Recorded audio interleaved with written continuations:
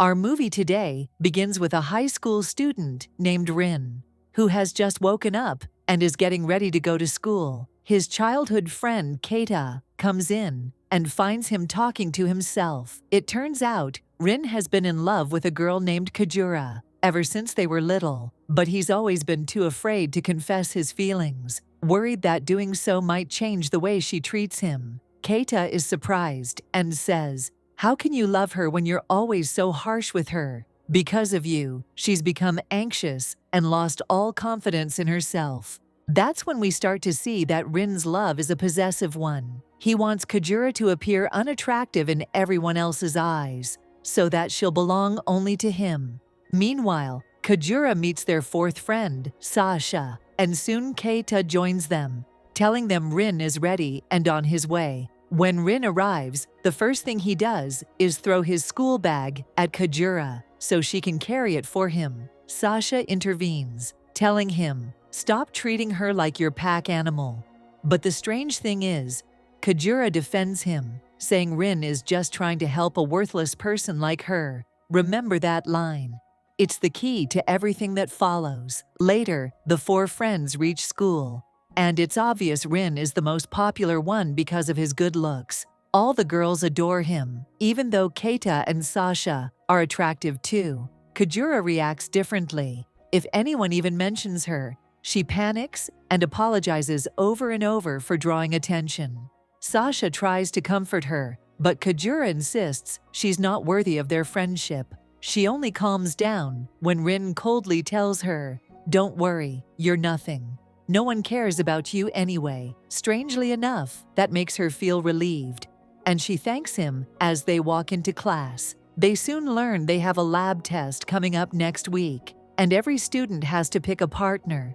Kajura glances at Rin, but he ignores her completely and walks away. Later, Rin sits alone, regretting his words. When Keita joins him, Rin admits, "I was too harsh on Kajura again."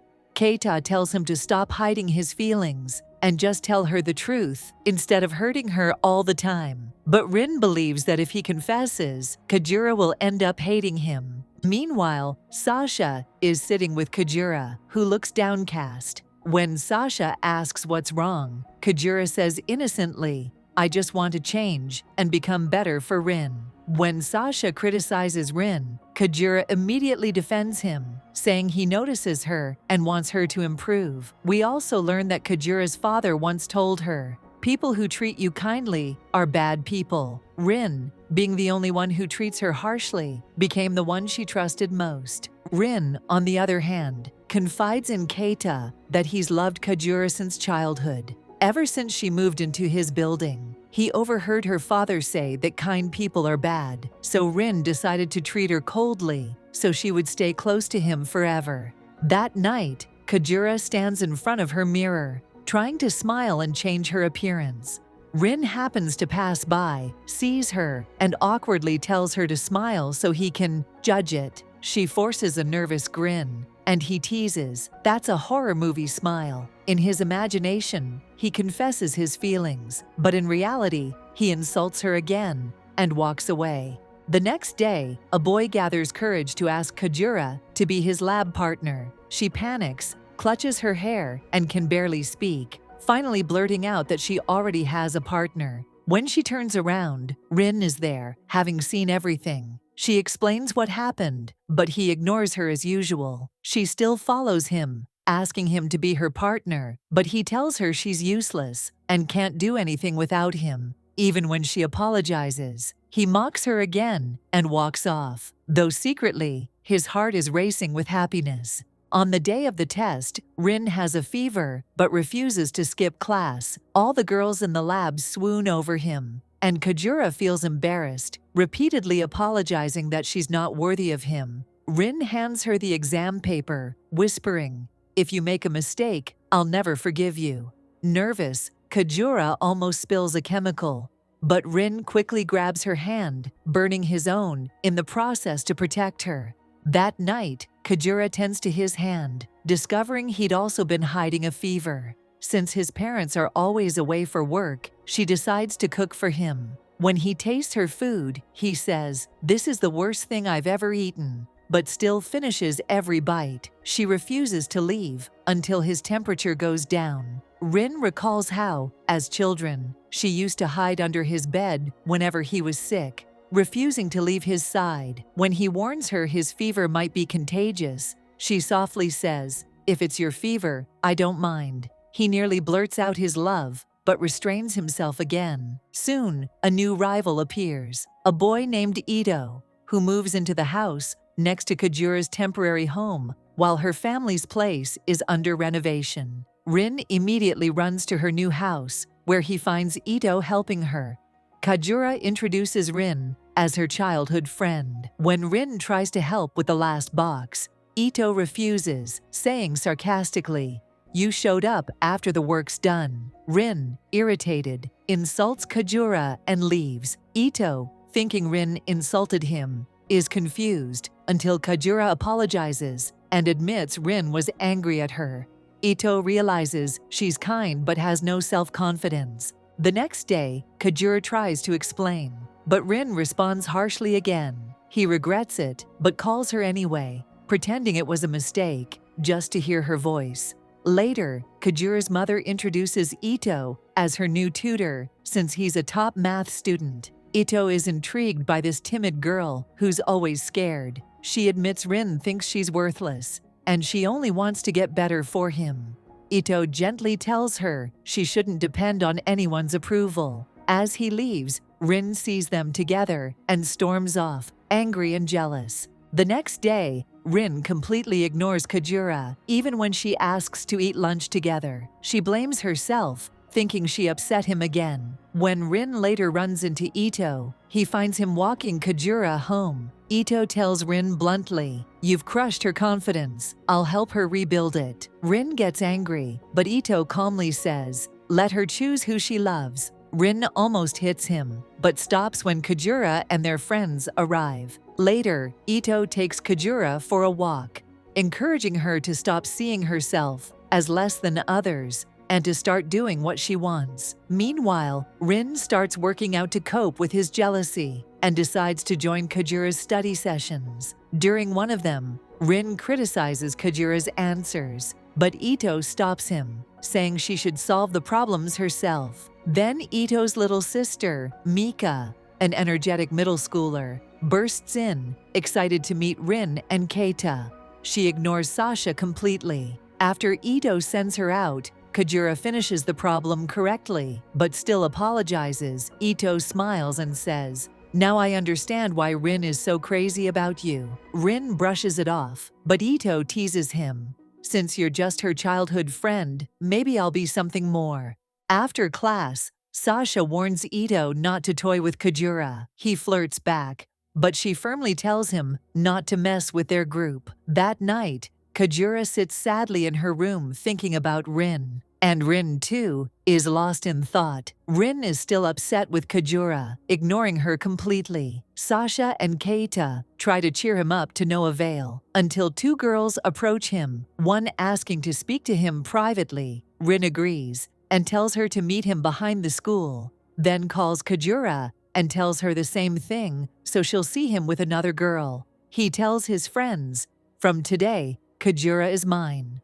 When Kajura arrives, she overhears the girl confessing to Rin that she likes him. Rin politely rejects her, saying he already loves someone else. When she asks who, he says Kajura. The girl is shocked, but smiles and leaves. Rin then looks at Kajura and says, "You heard that, right? From now on, you'll be my girlfriend in front of everyone." When she asks why, he says, "I'm tired of girls bothering me, so you'll be my fake girlfriend." Kajura, naive and kind, simply agrees. Keita scolds Rin for playing toxic games, but Rin insists he's finally trying to express his true feelings, gently, step by step. Sasha, after hearing from Kajura, realizes the story doesn't sound right. Kajura admits her heart has been racing ever since Rin told her about being his fake girlfriend, and Sasha explains that's love, though Kajura innocently insists, "If being his fake girlfriend lets me support him, that's an honor for me." Later, Ren and Kajura leave school together. Ito sees them and challenges Ren, saying, "I love difficult things." Ren warns him to stay away, but Ito says, "Her feelings will decide." Ren grabs Kajura's hand and leaves. They spend the day together, Ren secretly overjoyed, but hiding it. Kajura, meanwhile, is confused by their strange new relationship. That night, Ren visits Kajura and reminisces about their childhood. His parents were always away, and the only one who ever celebrated his birthday with him was Kajura, who still keeps the photos in an album. She reminds him how, that same day, he buried a treasure in the forest and told her, "If you ever find my treasure, I'll admit you're not worthless." But she never found it. Hearing this, Ren is moved, but pretends not to remember. Kajura, hurt, tells him he once promised he'd never forget that treasure, so she's always believed that as long as she hasn't found it, she's still worthless. Her tears break him, but she says she doesn't even recognize him anymore, and begs, crying, "Let's just go back to being childhood friends." Ren takes it as rejection, gets angry, and says, "Fine, I'll grant your wish," and storms out. Later, Keita learns what happened, while Sasha comforts Kajura. Neither is right or wrong, they just can't understand each other. Outside, Sasha meets Ito, who asks where Kajura spends her weekends. She tells him they all go to her grandfather's house, a childhood tradition. Ito then invites everyone to his own grandfather's home in the forest for the weekend. The weekend comes. Kajura wakes up and tells her bird, "Today, I'll tell Ren how I truly feel." She joins the group, and they all take a bus to Ito's grandfather's house. Mika, Ito's mischievous sister, flirts with Ren the whole way. Ren decides to use Mika to make Kajura jealous. When they arrive, Ito's grandfather welcomes them warmly. Kajura learns she used to live near this forest as a child. And tonight, a meteor shower will light up the sky. The last one before the forest is cleared to build a government hotel. Kajura can only think about Ren's buried treasure. That evening, they hold a barbecue. Ren assigns Kajura to only taste the food, afraid she might get burned. Ito teases him about caring too much. Kajura, distracted by thoughts of the forest, barely notices. Then Mika starts a playful argument about Ren and Kajura's relationship, and Ito blurts out, "Ren loves her." Ren denies it and adds, "I could never love someone as worthless as her." Kajura, heartbroken, quietly walks away. Kajura, overwhelmed, runs into the forest, determined to prove to Ren that she's not worthless. Everyone blames Ren for being too harsh. Ito confronts him, saying, "You might love her, but you've broken her." Mika volunteers to look for her, but Ren can't stop thinking about Kajura. He admits to Mika that he's only using her to make Kajura jealous. Just then, Kajura passes by, sees them together, and collapses in shock. Ren rushes to her, but Kajura pushes him away, crying, "Your heart is made of stone," and runs into the forest. The words hit Ren deeply. He runs after her through the dark woods, calling her name until he finally finds her near a heart-shaped rock, the same place where he buried his childhood treasure. He grabs a branch and starts digging, and Kajura helps him, refusing to stop even when he tries to make her. Through her tears, she confesses, "I love you. I want to be a girlfriend worthy of you. I'll find your treasure and prove I have value." Overwhelmed, Ren drops the branch and digs with his hands. Finally, they find the box. Inside is Kajura's old stuffed toy, the one she loved dearly. Ren explains he hid it years ago, thinking she'd be happy when she found it again. He also shows her the key they found together and says softly, "My real treasure, the one I've always been trying to protect, is you." He apologizes for all the pain he caused. He takes her to watch the meteor shower, a sky full of light and beauty, finally confessing their love beneath the falling stars. The next morning, Ren throws his bag at Kajura out of habit. But this time, he quickly picks up her bag and carries it himself, showing that he's begun to change. And from the narrator's view, the hidden message of the movie is clear. Be careful with your negative words and criticism. No matter how small, some people carry the scars of a single comment for life. And that's where the movie ends. If you watched until the end, don't forget to like the video, leave a kind comment as always, and subscribe to the channel to catch all upcoming summaries. Goodbye.